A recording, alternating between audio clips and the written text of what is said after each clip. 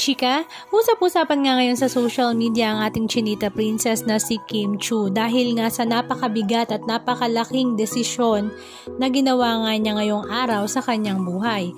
Ito nga ay ang pagsasampa nga niya ng kaso laban nga sa kanyang kapatid na sila Kambini Chiu. Matatandaan nga noong mga nakaraang buwan na napabalita na nga sa social media na nagkaroon nga ng problema ang magkapatid na sila Kam at si Kim Chiu dahil nga daw sa napakalaking halaga ng pera na nawawala nga sa business ni Kim Chiu at the same time sa kanyang account.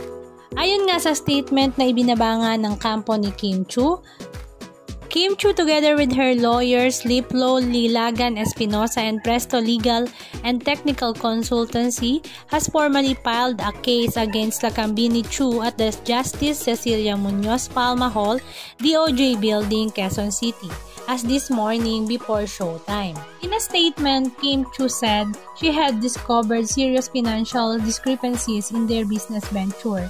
Her legal counsel added that she attempted to resolve the issue internally multiple times. This decision did not come easily. It is one of the most painful steps I have ever taken in my life, as Kim Chiu said.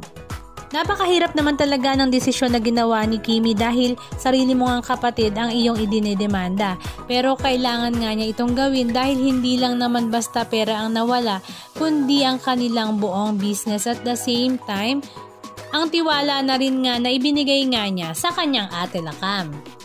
Si Kim Chiu nga ang breadwinner ng kanilang pamilya at alam naman nating lahat na ginawa nga niya ang lahat para nga mabigyan ng masaganang buhay ang kanyang pamilya magmula sa kanyang papa hanggang sa kanyang mga pamangkin.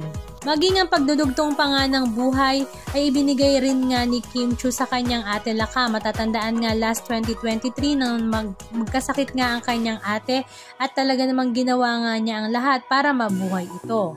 Pero ito pa nga ang naging sukli sa kanyang kabutihan. Nakakapanglumo dahil ang dati mo ngang kasangga ang mismo pa ngang trumaidor sa tiwala na ibinigay mo. Thank you so much for being my confidant. Hiningan man ako ng bagong sister in my next life. Gusto ko ikaw pa rin yung ate ko. Lahat inalay niya talaga sa amin, lalo na sa akin. Sis, go explore pa yung world because life begins at 50. Ay, hindi ko pala 15. Nakagold ka kasi malang golden girl. I love you, sis, so much. Always here for you. So,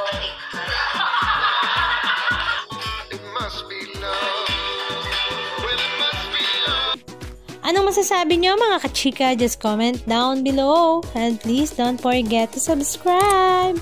Thank you!